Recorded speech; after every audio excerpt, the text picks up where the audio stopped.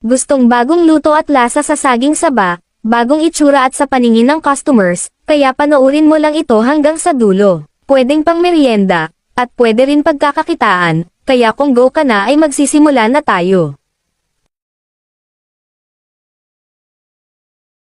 Meron ako ditong 1 kilo na saging saba, babalatan natin at hihiwain lang sa 2. Kung sobrang laki naman ng saging, ay hiwain mo lang ito sa 3. At gagawa naman tayo ng batter, sa isang bowl paghaluin, 1 cup all-purpose flour, 1 teaspoon na baking powder, 1/4 cup na sugar, 2 tablespoon na sesame seeds. Pero ito ay optional lang, at lalagyan natin ito ng chocolate powder.